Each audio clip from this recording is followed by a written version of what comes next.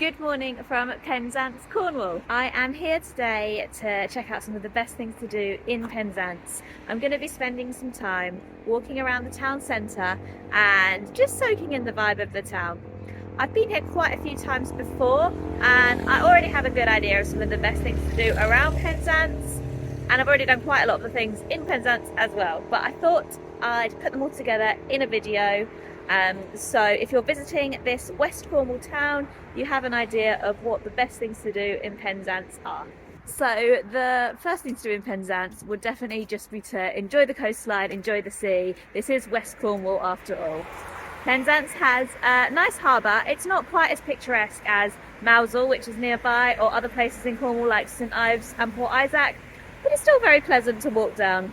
This part of the harbour that's just behind me is really popular with swimming, especially in the summer. It's January today, so if you go swimming at the moment, you're very hardy. So the harbour is quite quiet on this January morning, but it's always worth visiting and seeing what boats are there. When you're in Cornwall, one of the best things to do is definitely to grab a Cornish pasty. There are quite a few places where you can get one on Market Dew Street, which is the main street of Penzance. I always go to Warren's Cornish Bakery, which has a huge variety of pasties, including quite a lot of vegetarian options. There are loads of fascinating historical buildings in Penzance. The one just behind me is the Lloyd's Bank building, which was built in the 19th century. There was a competition to choose the architect to build this bank, but the winners were a London architectural firm and local council decided they couldn't afford them, so they actually got someone from Bristol to build it instead. It's quite a striking building. It stands right at the top of Market Dew Street and it has some really beautiful columns and a domed roof. The statue out of the front of the bank is of Sir Humphrey Davy. He was an 18th and 19th century scientist who was born in Penzance. And his greatest achievement was creating the Davy lamp, which enabled miners to mine a lot more safely in brighter conditions. Another must visit in Penzance are the beautiful subtropical Morab gardens. You can find subtropical plants all over Devon and Cornwall, but West Cornwall in particular has a lot of palm trees and other exotic plants thanks to its microclimate, which means that it generally is quite a bit milder here than the rest of the UK.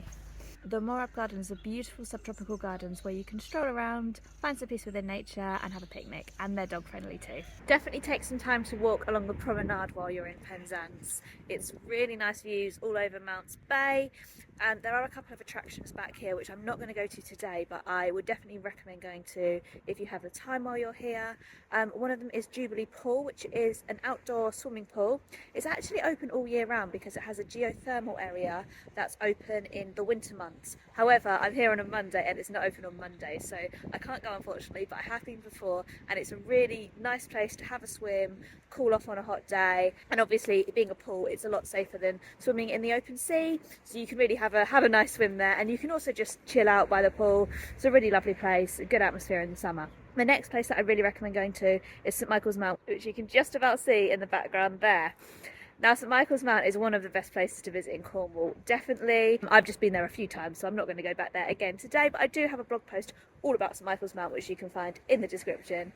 It's a castle, house, church. It's a replica of Mont Saint Michel in Normandy, and it's been there since the Middle Ages. There's tons of history there. It's a really fascinating place, so I definitely recommend visiting St Michael's Mount while you're in Penzance. It's run by the National Trust, so if you are a National Trust member you can visit for free. I'm now just walking towards Newlyn, which is the biggest fishing port in the southwest of England. I can see Newlyn directly in front of me as I sort of walk along Mounts Bay, and I can also see the really pretty village of Mousehole, which I'll talk about in a minute.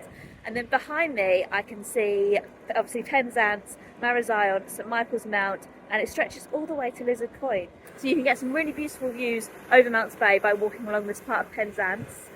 Obviously today it's a little bit cloudy, but on a sunny day the views are absolutely beautiful. So I've walked to Newlyn, which is just to the west of Penzance.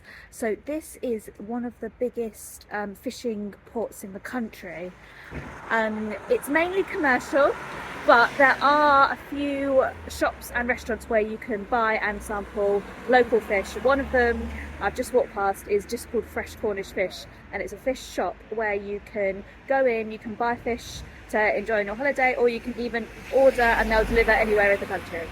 There are loads of Cornish pasty bakeries all over Penzance, Newlyn and the surrounding areas. These are proper local places.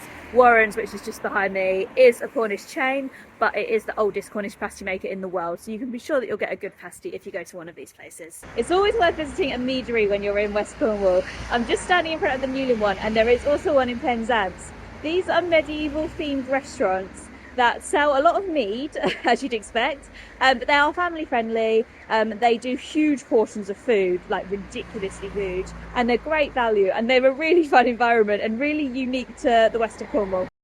I'm now in Penlee Park, which is also home to the Penlee Gallery and Museum.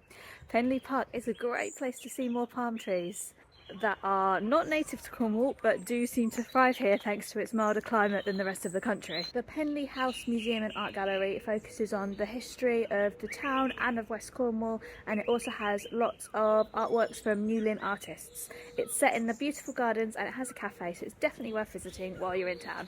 There are quite a few good restaurants in Penzance. I'm just on my way to the Honey Pot Cafe, which has a gorgeous looking brunch menu including halloumi ciabattas and full Englishes, so I'll head there and let you know what it's like. So I'm now walking down Chapel Street, which is my favourite street in Penzance. It's really interesting. It's like a mishmash of really historic houses, all of which have their own really unique character, and some have some really interesting stories. Like there's a Georgian house which is just bedecked in Egyptian themed decor for no real reason other than it was fashionable at the time. There's also the house where the mother of the Bronte sisters lived, Maria Bramwell I think her name was, and there's also a couple of pubs with smuggling connections, which is really interesting. And here is the Admiral Benbow Inn, which is a ex-smuggling inn. There's pirate connections. Its slogan is actually serving pirates, smugglers and rum since 1695. I was going to pop in for a drink, but unfortunately it's closed today. It's like still early afternoon on a Monday, so it's not really prime time for pubs to be open. But if it is open while you're in Penzance, I definitely recommend going in there for a drink, or even for dinner. They do food as well. So I'm now just approaching the house where the Bronte sister's mother lived. So she was from Penzance, but she moved up to Yorkshire when she met her husband, who was the Bronte sister's father, but this is the house that she grew up in. And I'm just walking up to the Dolphin Tavern, which is another really popular pub in Penzance. This one, in 1585, it was apparently the headquarters of one of the recruiters for the Spanish Armada, so he was trying to recruit local Cornish people to join the Armada. Nowadays it's quite well known for its seafood, obviously it's literally right by Penzance Harbour. And behind me here is the Penzance Meadery. So like I was by the Newlyn one earlier, there's another one in Penzance, and honestly they are really worth going to. They're very unique and they're very quirky, but they're really interesting. I've been to the Redruth one before and it was a really cool experience. Now I'm just round by Penzance Harbour again, and this is actually where you can get the ferry to the Isles of Scilly, which I don't have time to do today unfortunately. It's a couple of hours on the boat. You can also fly over there, but those are some gorgeous subtropical islands sitting off the coast of Land's End, and you can go on a day trip, but it's worth going on a multi-day trip if you've got the time. But that's definitely one of the top things to do in Penzance. Now I'm just by Battery Rocks, which is probably quite a nice place to end this video. This is a really nice place to sit and just take in the view. You can see all Mounts Bay from here, and like I pointed out earlier, you can see to Mousel and Newlyn, and then even all the way to Lizard Point far over there. Which is the furthest south point in England, which is quite cool. So I did just want to mention a couple of things that I haven't done in this video or mentioned in this video yet. One thing that you absolutely must do while you're in Penzance is visit Mousel, which is about a 20-minute bus ride away. You can drive, but the parking situation isn't great, so I would actually recommend getting the bus. The M6 bus runs from Penzance station to Mousel every 20 minutes, and it takes 20 minutes, so it's a really easy bus to take, and that takes you right into the village.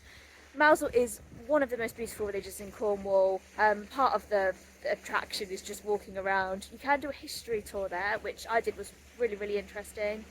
It has a very small beach. It's not very big, but has a small beach, lots of boats. It's just really, really scenic, and definitely one of the best things to do in this area. Other things that you can do in Penzance include boat tours. Obviously these don't really run in the winter, but in the summer months you can go with mermaid boats or Celtic, so if it's Celtic boats or Celtic cruises or something like that.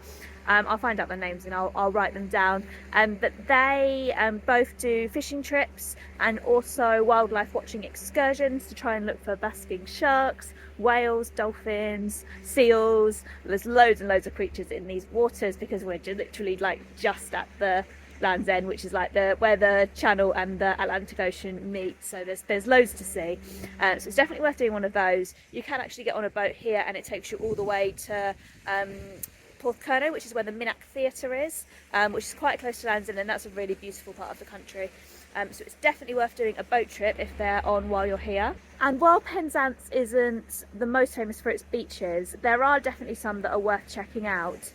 Penzance Beach, which is actually where I was going to go today, but I'm actually glad I didn't because I feel like I've got to know Penzance a little bit more today.